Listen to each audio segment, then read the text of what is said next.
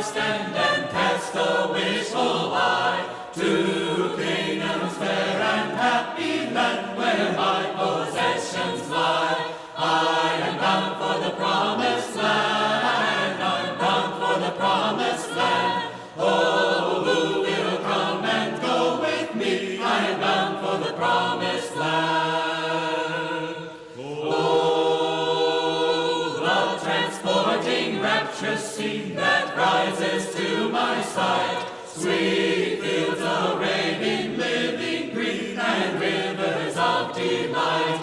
I am bound for the promised land. I am bound for the promised land.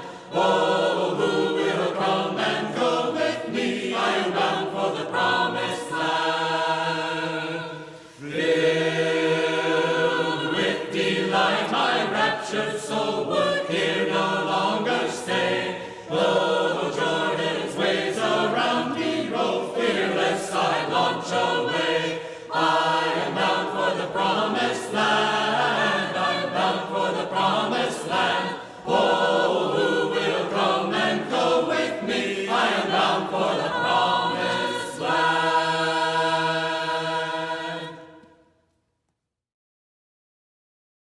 I am a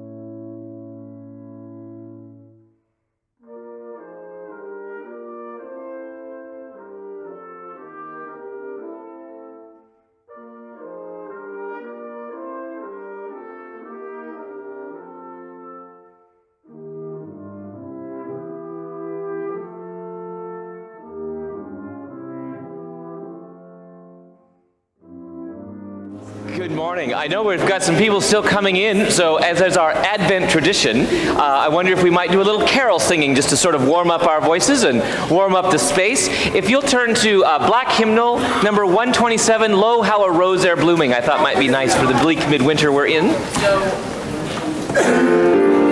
And then you can favorite.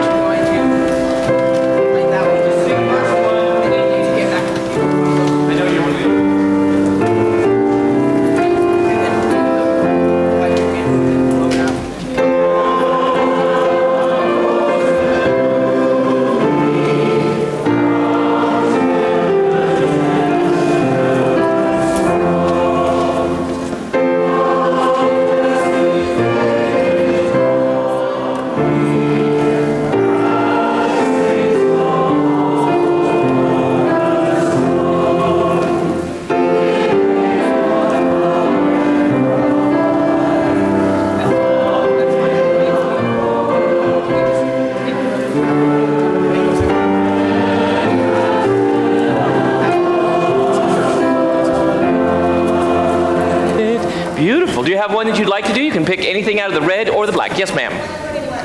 121 in the black. 121 in the black. And I see that my dog Murphy has come to join the service. I will... Lord, could you put Murphy back in the office? He's always been attracted to good singing. Toda la tierra. And we'll do this one in English too. Verse 1.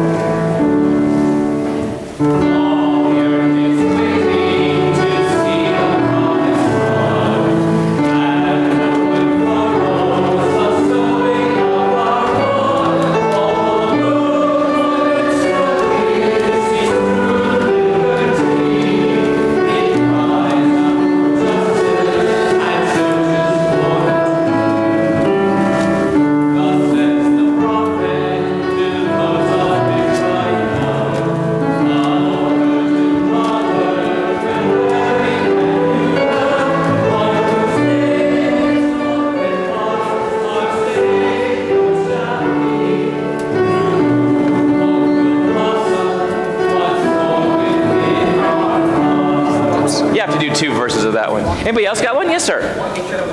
173 in the black hymnal. 173. You can pick anything you like. 173. We're warming up as people come in. Smile at your neighbor. Don't forget to welcome them. Say hello. Oh, this is beautiful.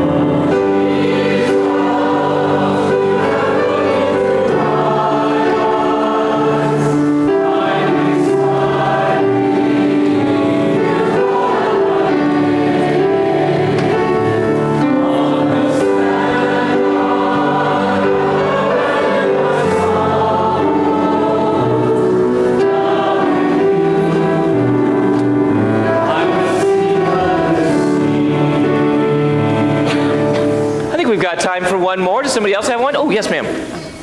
Which one? 116. 116 in the black. 116. Oh, lovely. Do you have a favorite verse? The first verse. Verse 1.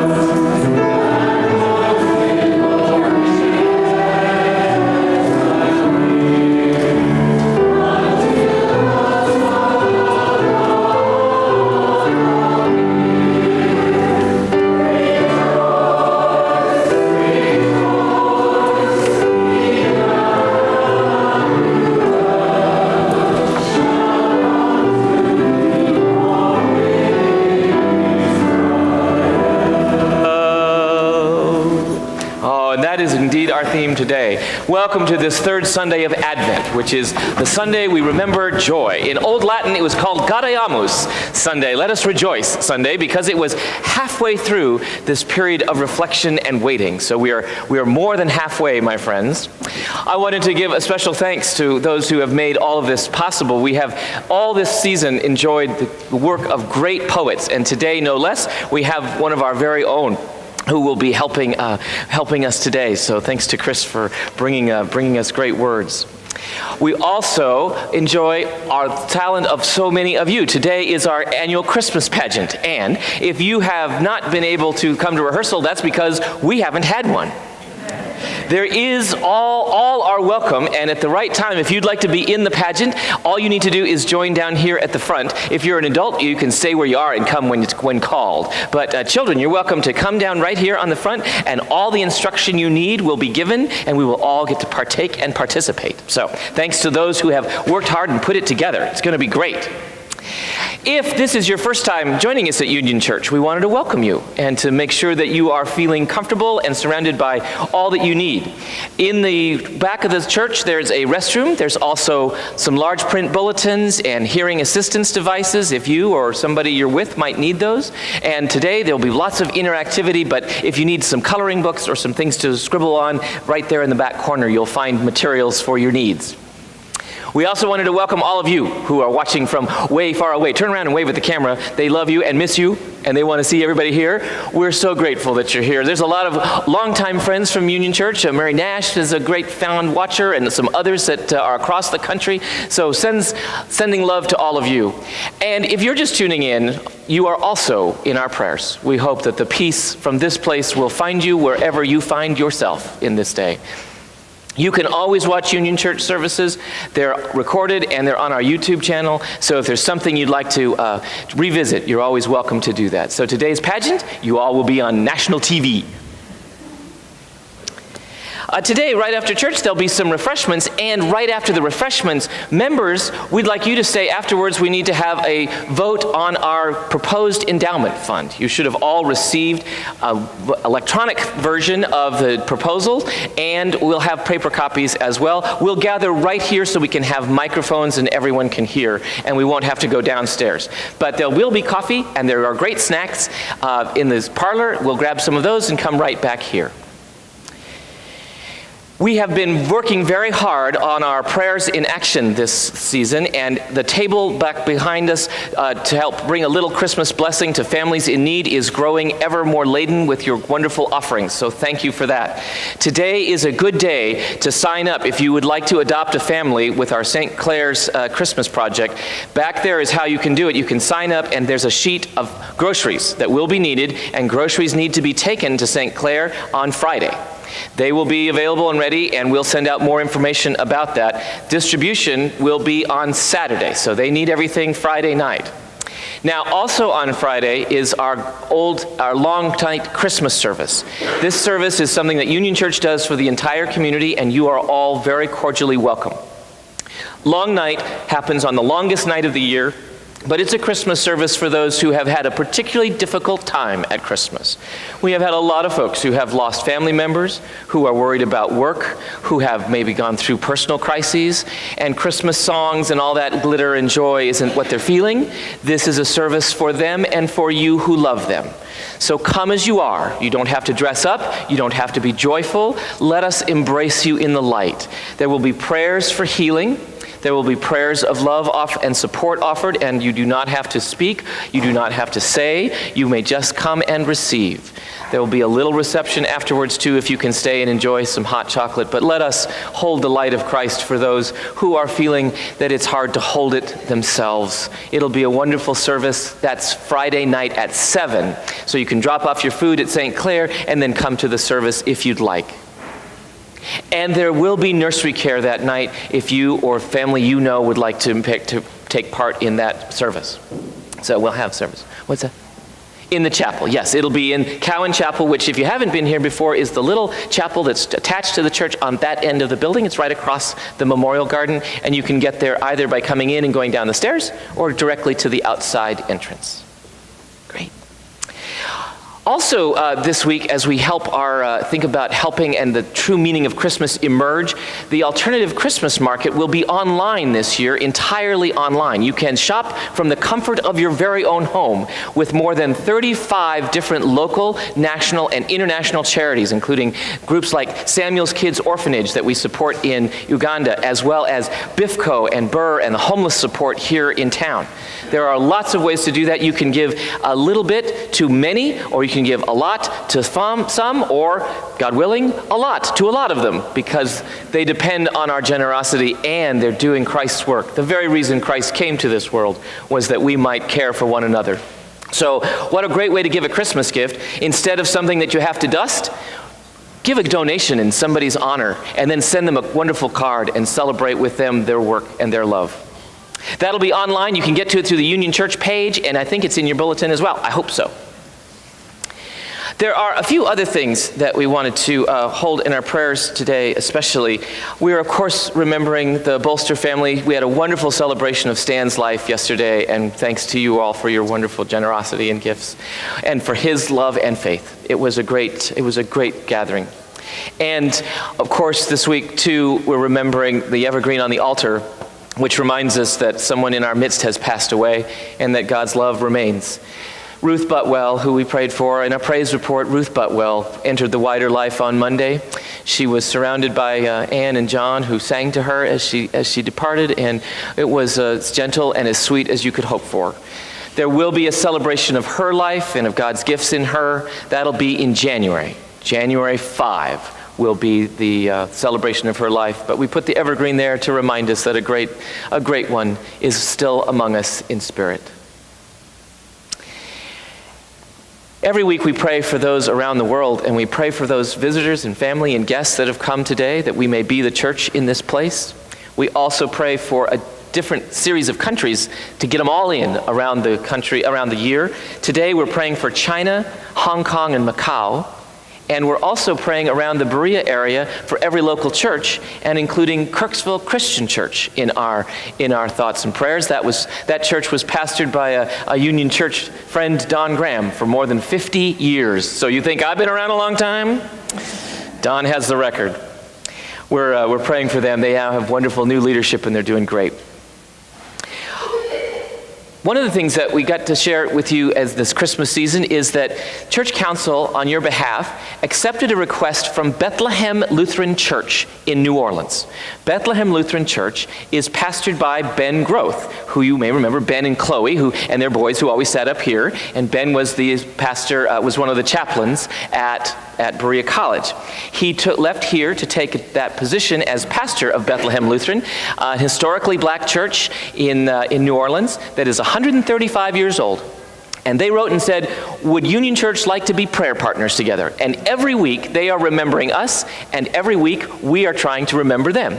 So they are praying today for our Christmas pageant today. They read our bulletin every week, and so they're praying for all of you.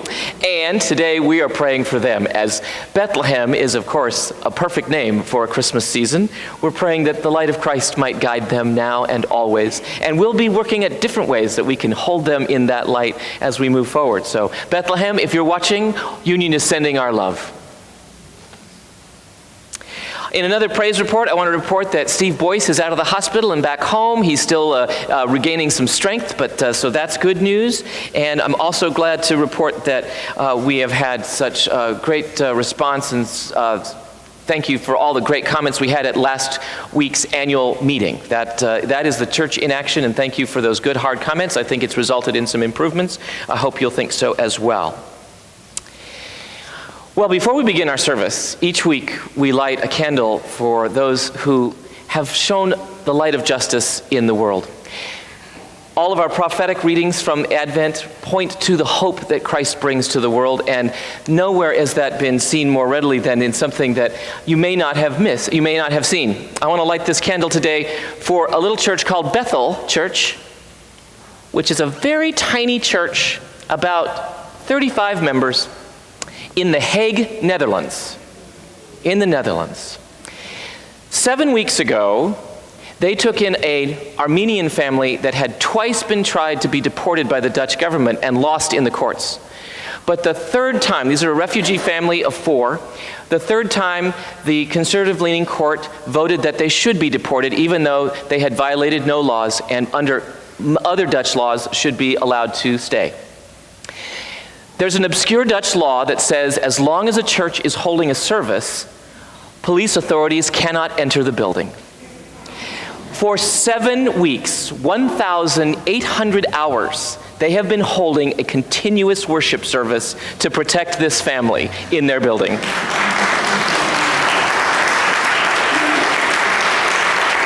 More than 550 pastors from more than 20 denominations have gathered and come from as far away as France and Denmark and other parts of Germany, as well as the Netherlands. They are on a rotating 24-hour basis, keeping the church candles lit and the prayers spinning so that this family can dwell in safety. This is the way it's done, my friends. This is the church in action. This is the way and the light that we follow. My friends, let us follow the light now and always. Let us follow the light to joy as we gather in this place in both hope and in peace and in the light of that rejoicing.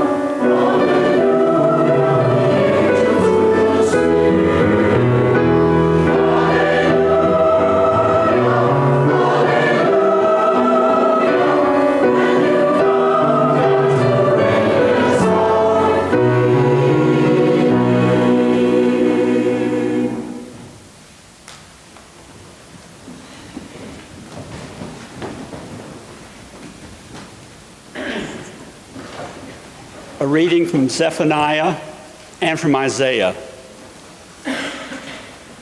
Sing aloud, O daughter Zion. Shout, O Israel. Rejoice and exult with all your heart, O daughter Jerusalem.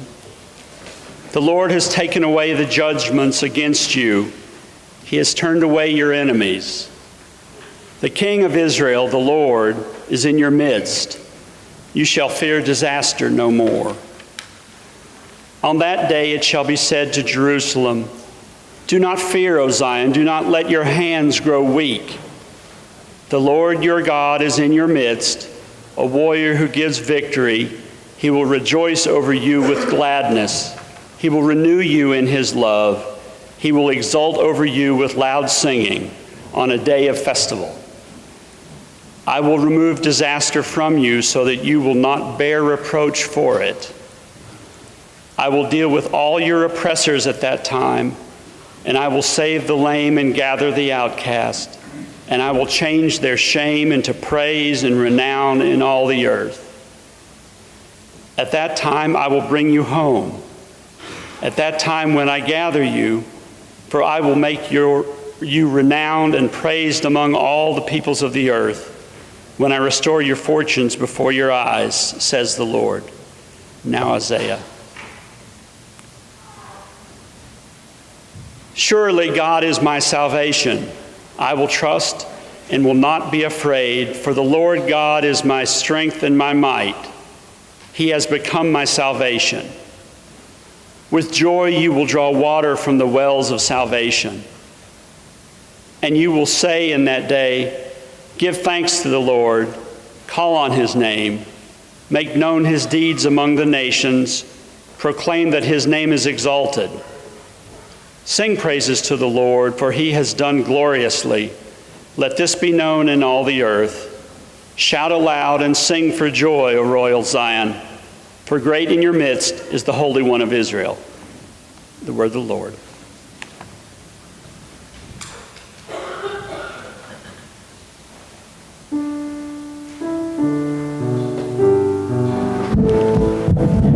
Let this time of waiting, this Advent season, be filled with the light of joy. Be still and let joy flow. Unleashed joy, like water, finds a way. Place a rock in its course and joy flows around. Build a dam, joy tunnels under or spills over. Joy weaves a determined course. Be still and let joy flow. As these days grow shorter and nights grow longer, be still as the Holy One draws near. Step into the stream. Offer your truest gift, your unique light. To the unceasing flow as each stream converges, as our tributaries flow into the larger beloved community, be still and know that those bobbing bubbles of light are the light of joy. In the light of hope and arising from the light of peace, the light of joy, already ours, spills into our gathered midst. Be still and let joy flow.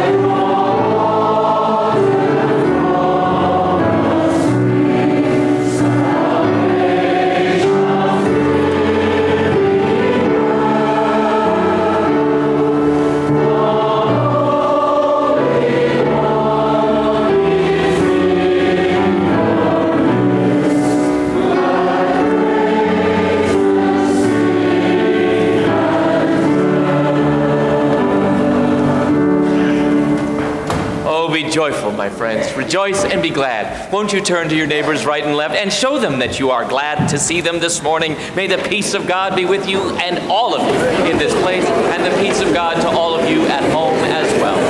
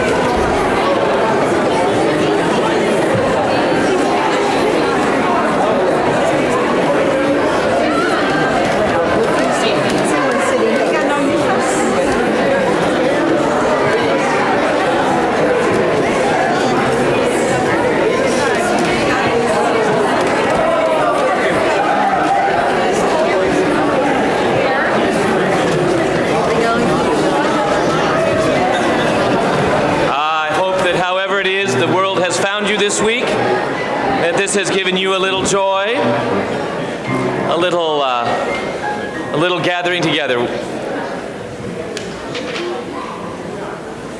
Our choir does such good work, and you lead us so well in this wonderful season. Thank you for being a part of this. Let's turn our attention now to the ministry that they bring us.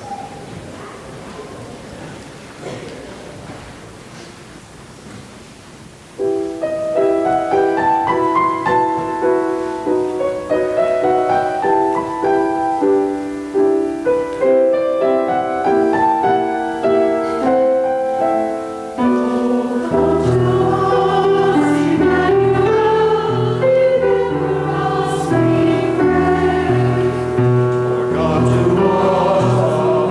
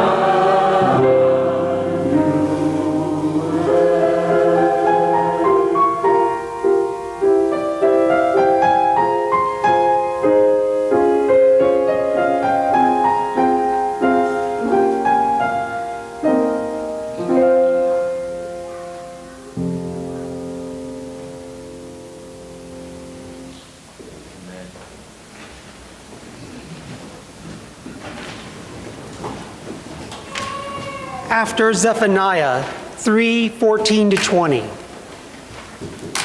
From the midnight dark, sleep-drunk brain, when worries erupt and spin their ceaseless spiked wheels, hold the warmth of small gifts given.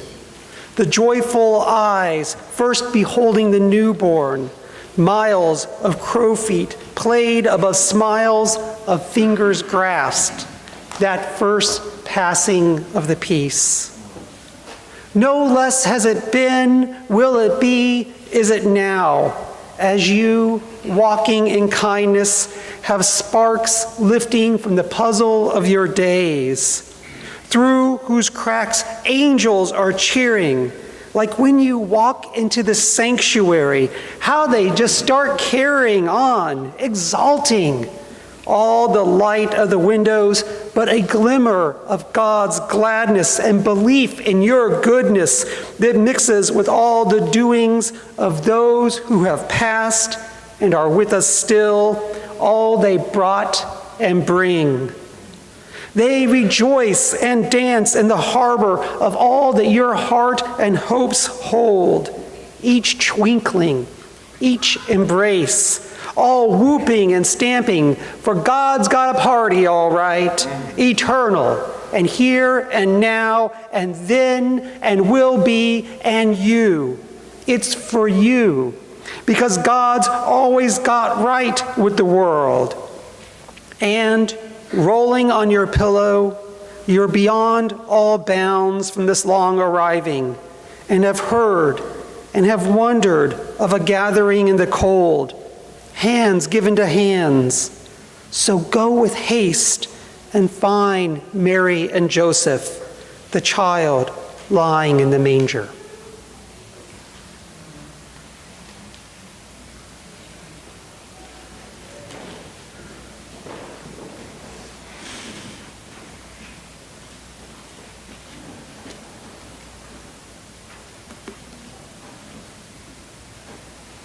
John the Baptizer said to the crowds that came out to be baptized by him, "You brood of vipers! Who warned you to flee from the wrath to come? Bear fruits worthy of repentance. Don't begin to say to yourselves, 'Oh, we have Abraham as our ancestor.' For I tell you, God is able to raise up from these stones ancestors to Abraham. Even now the axe is lying at the root of the trees. Every tree, therefore, that does not bear good fruit is cut down and is thrown into the fire." And the crowds asked him, "What then are we supposed to do?" And in reply he said to them, "Whoever has 2 coats must share with anyone who has none, and whoever has food must do likewise." Even tax collectors came to be baptized, and they asked him, "Teacher, what should we do?" And he said to them, "Collect no more than the amount that is prescribed for you." Soldiers asked him, "And we, what should we do?" And he said to them, "Do not extort money from anyone or by threats or false accusation, and be satisfied with your wages." And the people were filled with expectation. And all were questioning in their hearts concerning John, whether he might be Messiah. And John answered all of them by saying, "I baptize you with water, yes. But one who is more powerful than I is coming. I am not worthy to untie the thong of his sandals. He will baptize you with the Holy Spirit and with fire. His winnowing fork is in his hand to clear the threshing floor and to gather the wheat into the granary. But the chaff he will burn with unquenchable fire." So, with many other exhortations, he proclaimed the good news to the people. Here ends our reading, and I'm hoping that some of our young and young at heart will come join me at the front to share a little bit about what this good news might be. And this is a good time to come forward, because right after this will be the pageant. You can all come right to the front.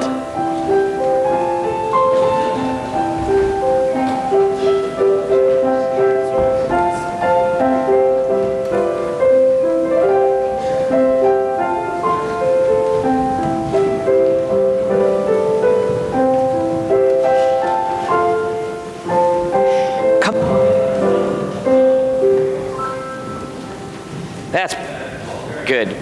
Very good. All right, do you see this banner up here right where the choir people are? Right up there? Do you see really low, maybe I'll get out of your way. Can you see from where you're sitting that there is a little guy shouting at the shore of the river there? You see that? If you can't see it, you can stand up. It's on this big banner over here. Right. That is John the Baptizer. I can't see it. Can't see it? Stand up. Stand up if you can't see him. He's right up there. There's a little guy shouting in the river. Can you see him? Yeah, I can see him. Can you all see him? You can see him okay? Okay, good. Yeah, good. Well, that's who we're talking about. That's who this guy was. He was, I don't know, what'd you think about that speech he gave? Smooth or rough? Smooth. Smooth. You thought it was smooth. All right. Okay. Yeah. What was he talking about? How did he start off? You ever been called a snake? He called it, you know what a viper is? Viper is a snake, right? Yeah. Right? He said, you brood of snakes. All y'all. You are snakes. You feel like a snake? No. No, I don't think you're a snake either. But It felt rough. But it's kind of rough. Wasn't he kind of rough? His language is kind of rough. Right. And what he was telling people was, hey, you guys, if you want to be smooth, I got to be rough. How many of you know what sandpaper is? Yeah? Have you ever used sandpaper? Where's rough? Yeah? Have you never used it? Oh, okay. This is good. This is your homework, right? Sandpaper is rough, right? It's paper and there's sand glued to it. But what do you use it for? For making things smooth. You make wood smooth, right? You sometimes have to use something rough to make something smooth.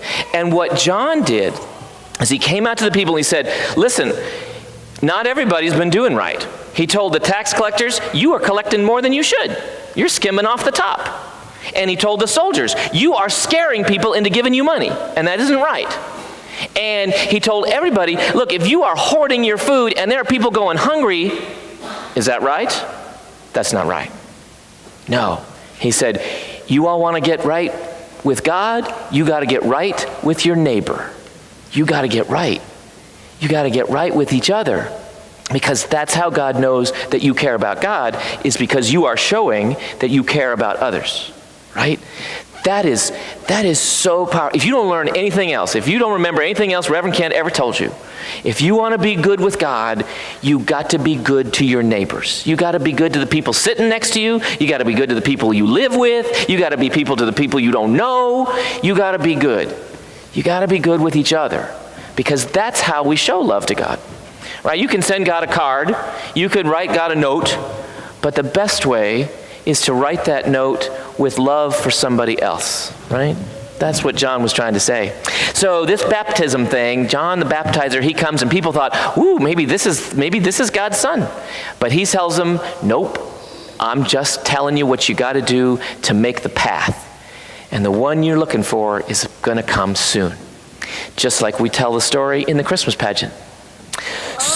Oh, see? That's right, because I'm smooth. That's right. We're going to segue right into it. We're going to be smooth because we've had the rough part, and now we're going to tell the story about what's going to happen. And you're going to help. So I need everybody to sort of, everybody's pick up on the carpet there. Find a good spot there, smush up there. And we're going to turn it over to our narrators, and we're going to begin the story. All right, narrators, we got to do a little stage management. Set the stage.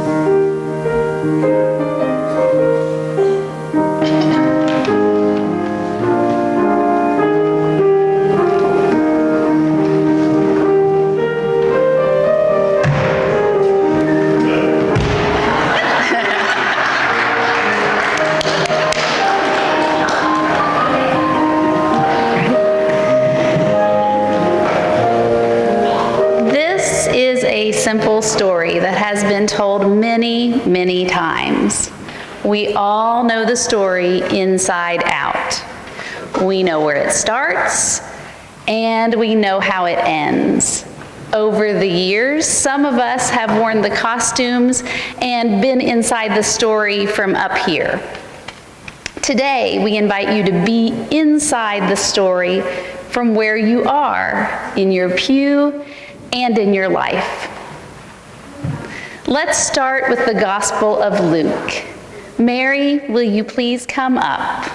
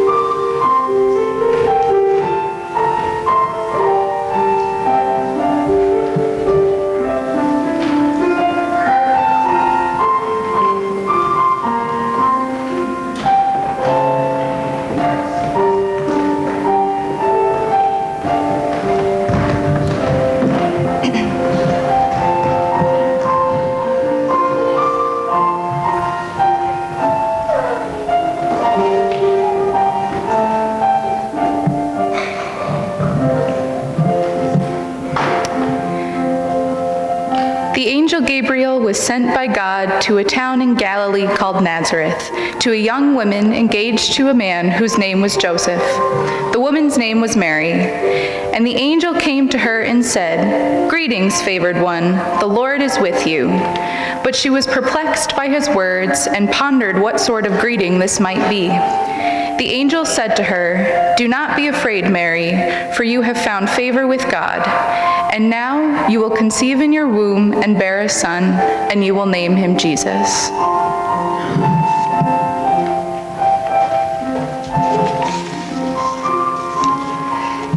Imagine this, a teenager, minding her own business, trying to live the right kind of life, in love with a boy, planning their future in her mind. Or maybe not.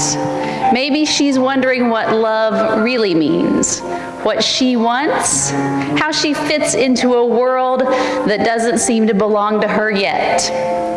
She's a teenager. She laughs easily, cries easily, lies awake at night, and dreams about the way her life might unspool into womanhood. And even though she sometimes feels mature, a grown-up among the grown-ups, she is barely past childhood. And then this visit, an angel. Angel number 1, will you please join us?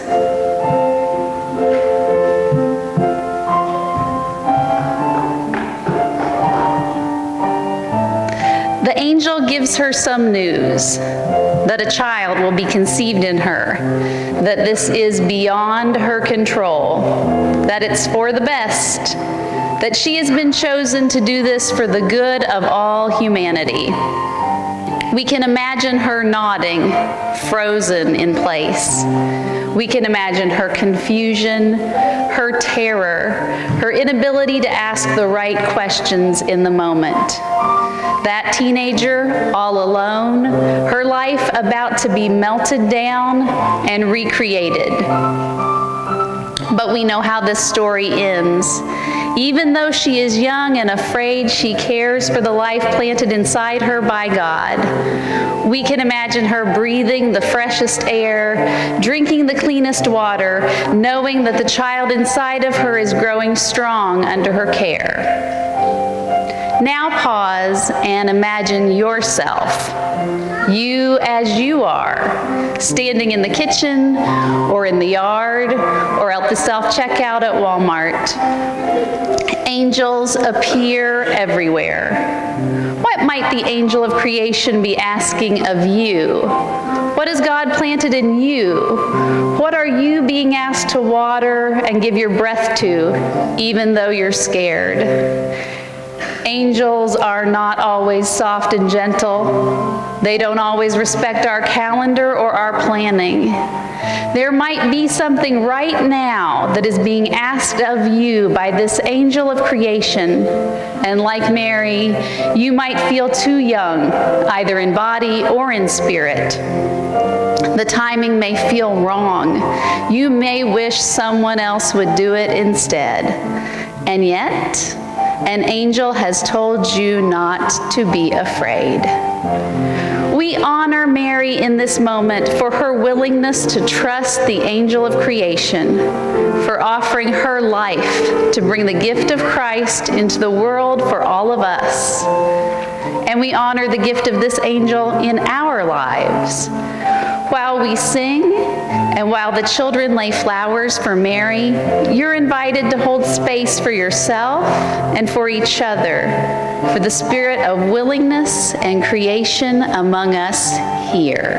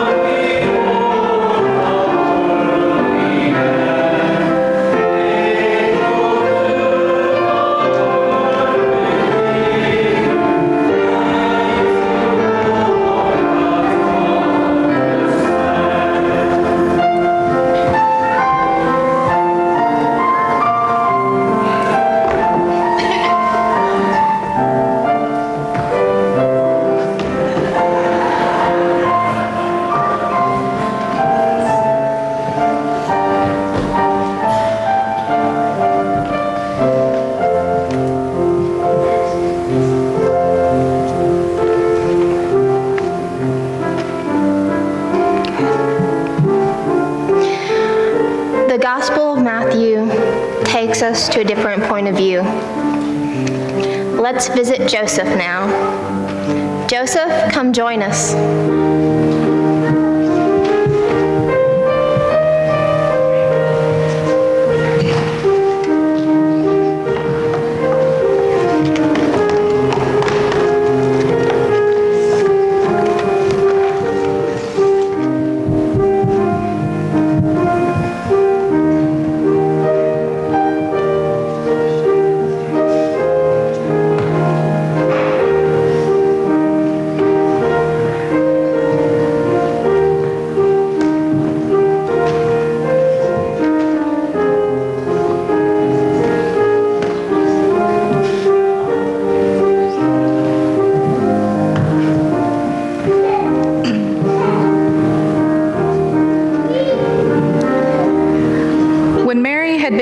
To Joseph, but before they lived together, she was found to be with child from the Holy Spirit. Joseph was a righteous man and was unwilling to expose her to public disgrace, and he thought about dismissing her quietly. But just when he had resolved to do this, an angel of the Lord appeared to him in a dream and said, "Joseph, son of David, do not be afraid to take Mary as your wife, for the child conceived in her is from the Holy Spirit. She will bear a son, and you are to name him Jesus."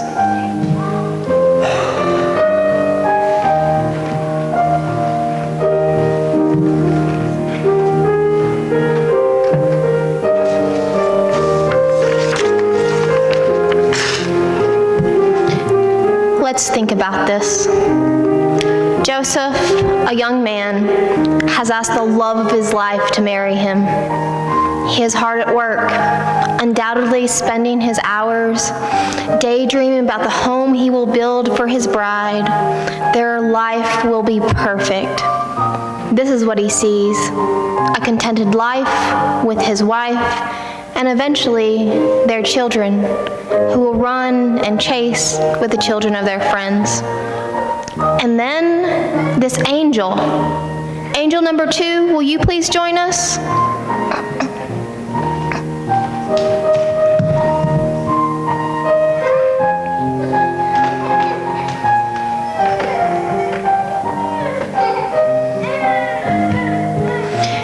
This angel stands before him, telling him that his future wife, this unmarried woman, is with child.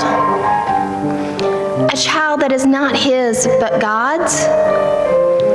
Joseph imagines her growing a child in front of everybody they know.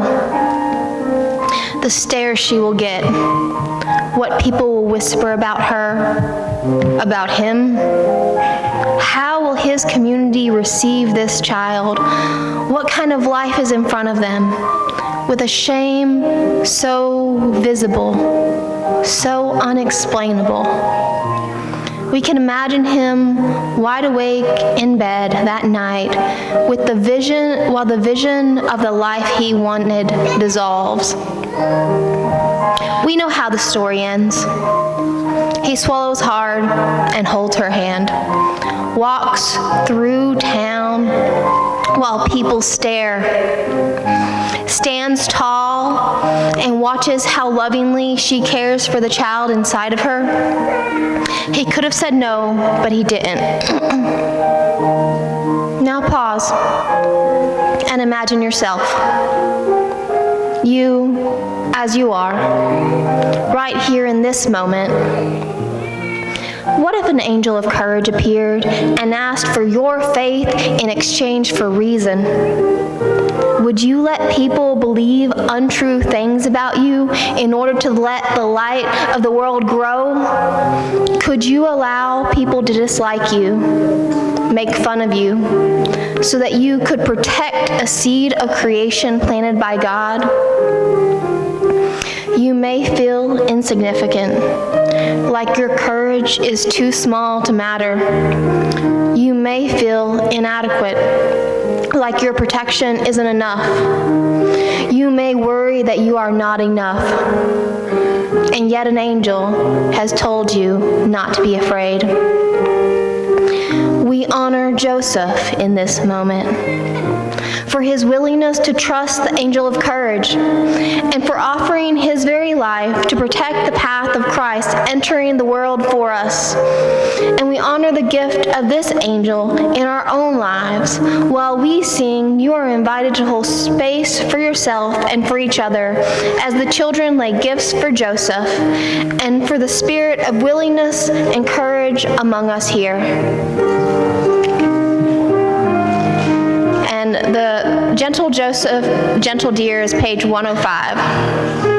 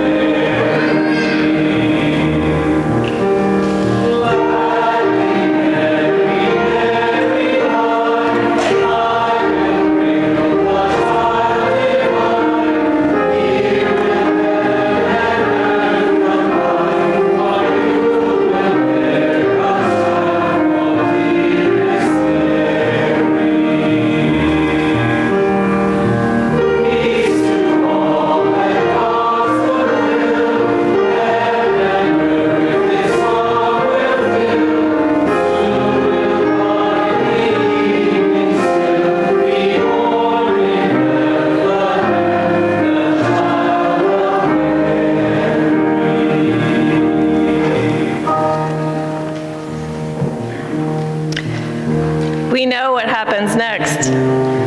Mary and Joseph travel far to deliver their child in safety. They find themselves in a barn, and they share the most private, terrifying moment of delivering a child, their first, in in the dark night. The Gospels of Luke and Matthew continue the story. Will the shepherds and the wise men please join us?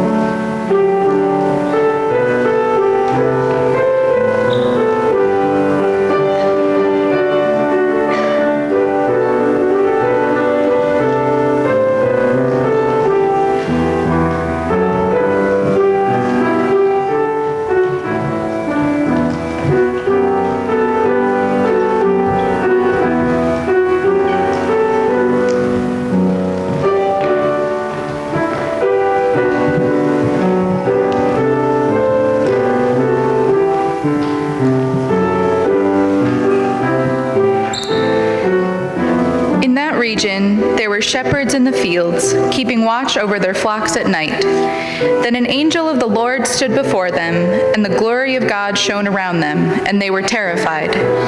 But the angel said to them, "Do not be afraid, for see, I am bringing you good news of great joy for all the people.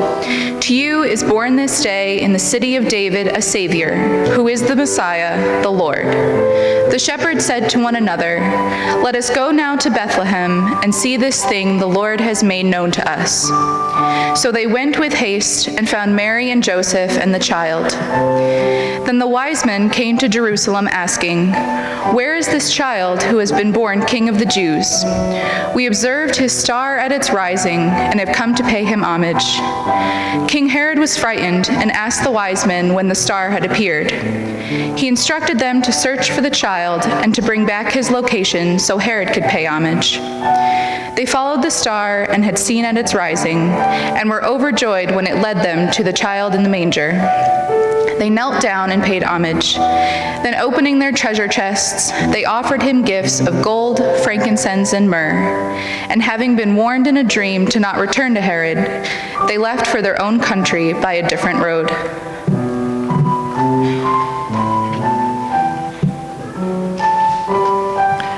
First, imagine a still, cold night.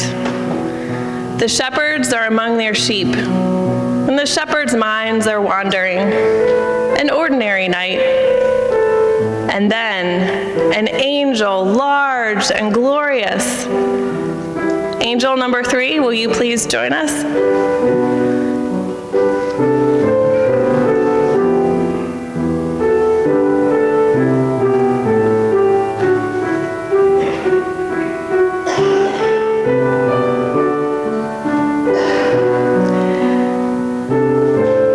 The shepherd's terror rattles the sheep, and the night becomes loud. "Do not be afraid," says the angel. "Go and find this miracle," says the angel. And they look at each other. Really? Leave their flocks and go? Just go? It is unheard of, walking off the job. Leaving the practical, the necessary, to follow the words of an angel? But they go together. There is strength in numbers. Together they leave, and they walk toward the place where the light of the world has just been born. Then the wise men, they are doing what they do, reading the stars and trusting the science of what they see. But then, these followers of logic do something else. They have a dream. They feel something. It might not make sense, but they follow it together. Now, pause and imagine yourself, you as you are, in this place called your life. How does the angel of witness come to you? It might be a blaze in a field, or a dream, or a magnet pulling you closer to something needing attention? Do you leave your sheep in the field, the dishes in the sink, and step outside your front door? Do you leave your to-do list on the counter in order to witness to what needs to be seen? You may be afraid that your life will collapse if you leave a detail unattended. You may be uncertain that your witness really matters.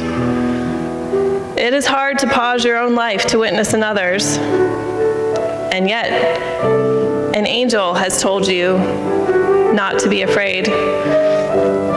We honor the shepherds and the wise men in this moment for their willingness to trust the angel of witness, for offering themselves as the eyes and ears of the world in a very small stable. And we honor the gift of this angel in our own lives. While the children lay gifts for the shepherds and the wise men, you're invited to bring your offering forward and place it in the baskets, pondering as you do, what would you like to bring to the Christ child?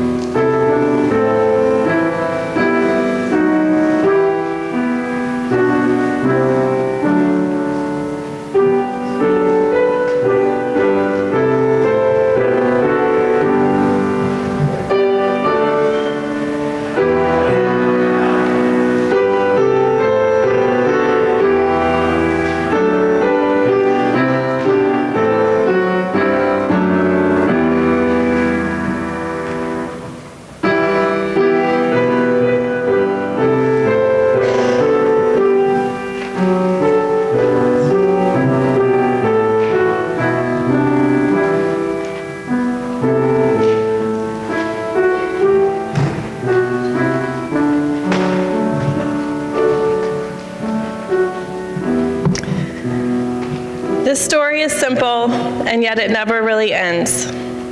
We are continually asked to step closer to creation, to courage, and to witness. Please keep the reminder that you'll receive in just a moment that God has filled this world with angels who led the way to Christ's birth and who lead the way for us. Do not be afraid.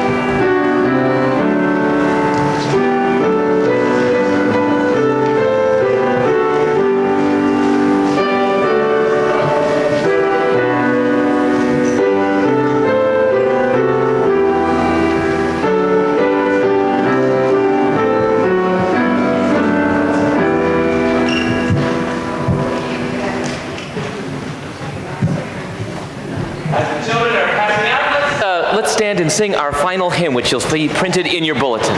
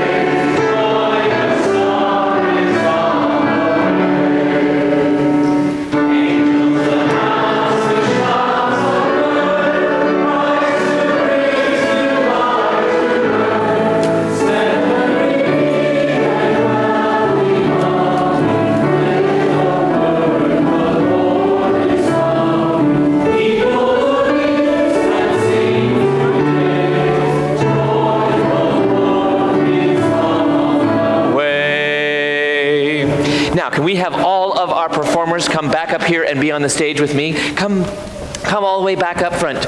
Children and angels and shepherds and wise people and Marys and Joseph. Everybody back up onto the stairs. Let's come all the way back up here, you all. Be careful going up there. Everybody up onto the front there.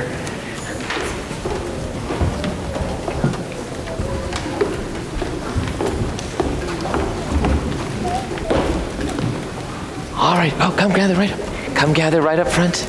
There we go. Let's give these and all of our angels a great big hand.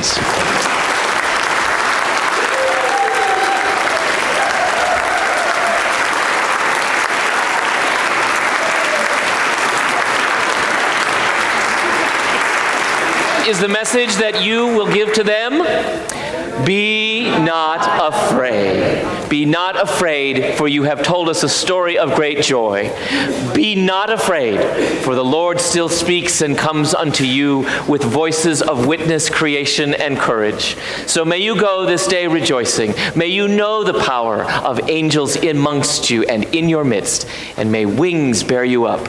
May wings carry you forward, and may the light of grace be yours now and always through Christ our Lord. And the people said, Amen. Amen. Congratulations.